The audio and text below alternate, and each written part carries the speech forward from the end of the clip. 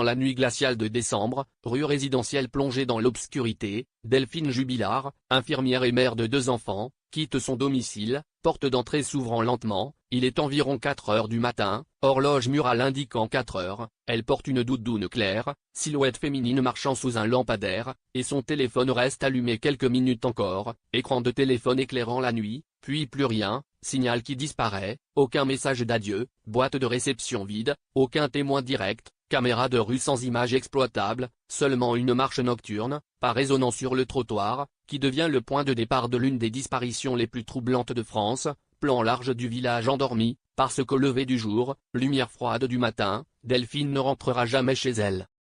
Avril 2011. Nantes. Uma casa apparentemente comum. Ma algo estava errado.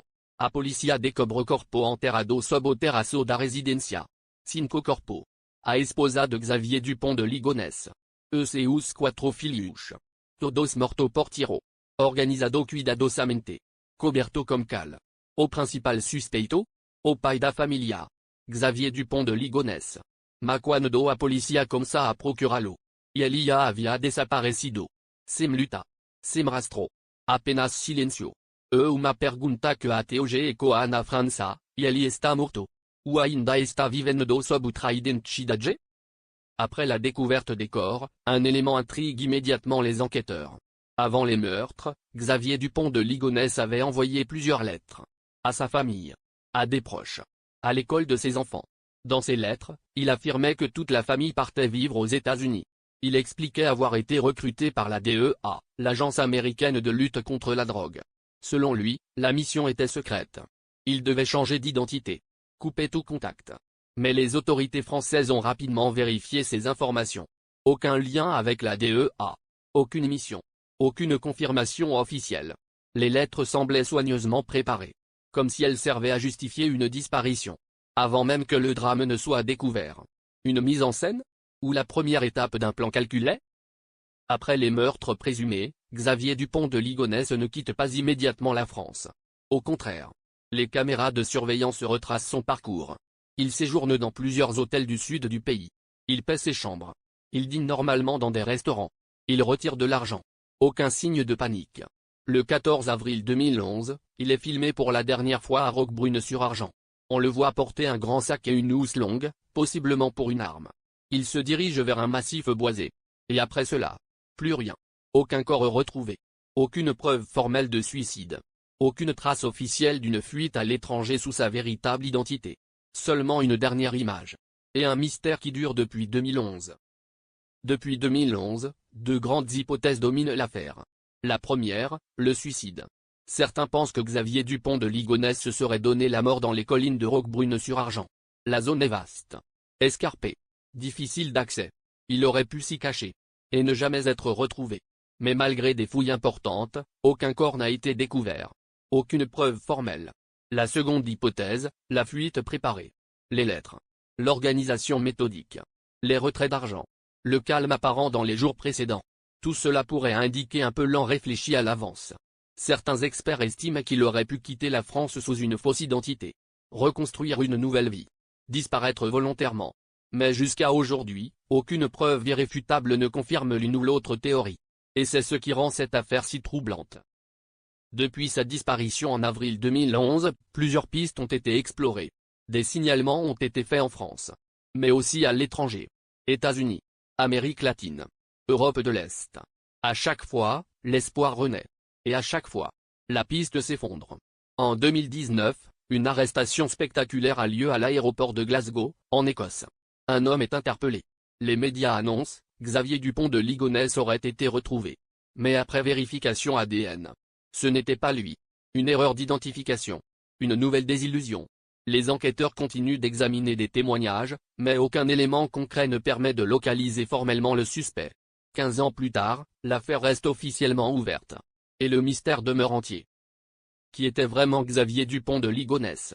Issu d'un milieu catholique traditionnel, il cultivait l'image d'un père de famille cultivé et discret. Mais derrière cette apparence, sa situation financière était fragile. Dettes accumulées. Projet professionnel instable. Pression sociale importante. Selon plusieurs analyses médiatisées, il aurait pu se sentir acculé. Pris au piège d'un échec qu'il ne voulait pas montrer. Certains spécialistes évoquent le profil d'un homme méthodique, capable de planification froide. Les lettres envoyées. L'organisation des scènes. Le calme apparent dans les jours suivants. Tout cela suggère une préparation minutieuse. Mais attention, aucun diagnostic officiel public n'a été établi. Ce ne sont que des analyses basées sur les faits connus. Et c'est peut-être cela le plus dérangeant. L'image d'un homme ordinaire, capable de disparaître sans laisser de traces. Malgré des années d'enquête, plusieurs questions restent sans réponse. D'abord, l'arme du crime. Elle n'a jamais été retrouvée officiellement. Ensuite, comment a-t-il pu quitter la région sans attirer davantage l'attention? Les caméras ont retracé une partie de son trajet. Mais pas au-delà des collines de Roquebrune-sur-Argent. Autre zone d'ombre, l'aide éventuelle d'un tiers. A-t-il agi totalement seul? A-t-il bénéficié d'un soutien logistique? Aucune preuve formelle ne confirme cette hypothèse. Mais l'absence de traces concrètes intrigue toujours les enquêteurs. Enfin, une question persiste, pourquoi aucun signe de vie crédible depuis 2011? Pas de mouvement bancaire identifié. Pas de communication officielle. Seulement des signalements non confirmés. Dans cette affaire, ce ne sont pas seulement les réponses qui manquent. Ce sont les certitudes. Plus de 10 ans ont passé. Et pourtant, l'affaire Xavier Dupont de Ligonnès continue de captiver la France. Pourquoi? D'abord, parce qu'il n'y a pas de conclusion. Pas d'arrestation. Pas de procès. Pas de corps retrouvé. Ensuite, parce que l'image publique contraste avec l'horreur des faits. Un père de famille discret. Éduqué. Apparemment ordinaire. L'idée qu'un homme normal puisse planifier un tel acte. Et disparaître. Trouble profondément l'opinion. L'affaire a donné lieu à des livres, des enquêtes journalistiques, des documentaires. Chaque nouvelle piste relance l'intérêt. Chaque rumeur rallume l'espoir. Mais au fond, ce qui fascine le plus, c'est cette question simple, comment peut-on s'effacer totalement dans un monde saturé de caméras et de données? Peut-on vraiment disparaître au siècle?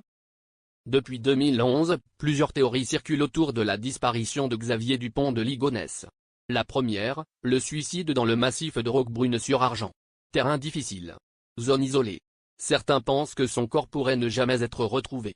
La deuxième, une fuite à l'étranger sous une fausse identité. Les lettres préparées.